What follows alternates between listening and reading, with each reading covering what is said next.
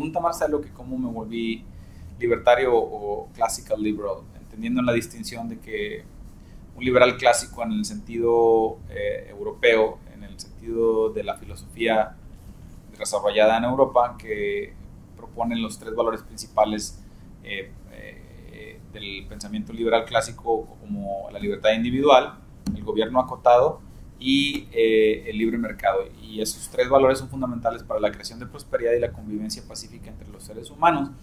Entonces, esas ideas liberales clásicas, en mi caso, no surgieron hasta que empecé yo a estudiar mis estudios doctorales en la Universidad de Claremont, en California. Antes de haber crecido en un ambiente en el cual pues, el servicio público era visto como algo muy especial, como el Estado visto como un ente capaz de resolver los problemas y intervenir de manera efectiva en la solución de retos sociales, era muy natural pensar pues, que efectivamente que el Estado tenía esa capacidad y ese alcance y esa responsabilidad, ¿no? De cierta manera, el pensar en ese sentido a mí me resultaba en ocasiones algo escéptico, ¿no? Sobre todo pues, al ver las ineficiencias que surgían a partir de ciertas intervenciones estatales, o al ver temas como la corrupción o como el dispendio de recursos públicos, etc. Yo pensaba, bueno, algo está mal aquí, ¿no? Algo funciona mal. Pero yo nunca tuve la estructura intelectual para pensar respecto a esto. Bueno, en la facultad, cuando yo estudio mi carrera de finanzas en el Tecnológico de Monterrey, y después de estudiar mi carrera de finanzas en el Tecnológico de Monterrey, empiezo a trabajar en la compañía Topo Chico, la compañía de agua mineral. Yo estudié finanzas, entonces empecé a trabajar ahí, fue algo muy interesante, y empecé a hacer mi maestría en economía en la Universidad Autónoma de Nuevo León, la Facultad de Economía, una de las facultades de economía más prestigiosas de México.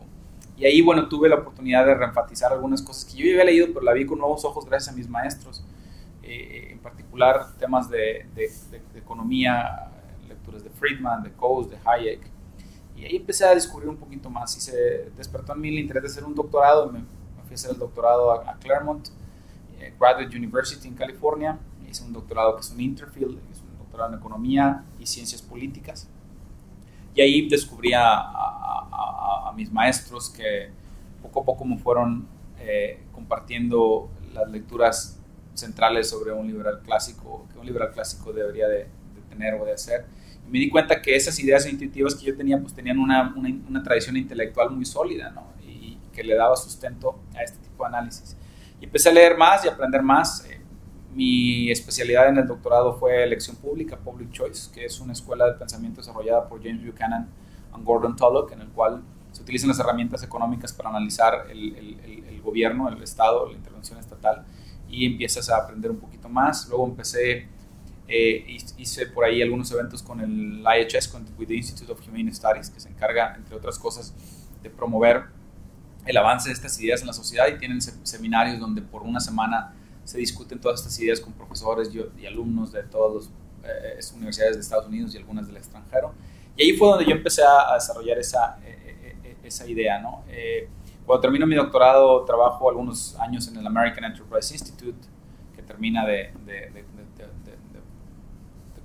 consolidar mi formación en esa forma de ver las políticas públicas o en esa forma de ver la sociedad.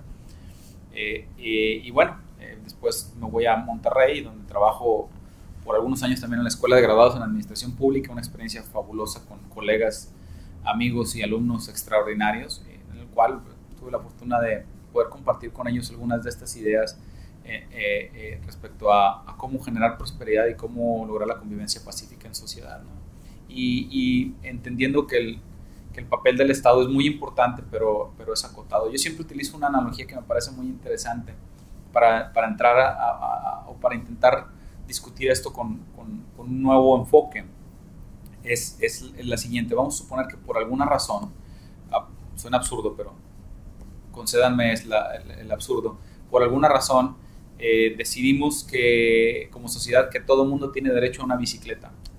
Es un derecho social, es una cuestión de justicia social, que ese es otro tema. La justicia pues es justicia, no necesita lo social, pero bueno, supongamos que es un tema de justicia social y un derecho, que todo el mundo tenga una bicicleta. eso no implica que el Estado tenga que abrir una fábrica de bicicletas. No, no es natural pensar eso. ¿Sí? Hay que resolver el cómo. Ya tenemos el objetivo, una bicicleta para todos los ciudadanos. Ahora hay que pensar en el cómo. Probablemente una opción sea que se abra una fábrica de bicicletas, pero no es la única. Que el Estado abra una fábrica de bicicletas, pero no es la única, ¿no? Por ejemplo, podríamos darle un voucher, un vale a todos los ciudadanos que solamente sea utilizado para una bicicleta, y luego pues gente interesada en ganarse ese dinero va a decir, oye, yo te ofrezco una bicicleta y tengo 5 colores. Ah, no, yo tengo 10. Oye, yo por menos te lo ofrezco con una canastilla y con mantenimiento gratis por un año. ¿Sí me explico?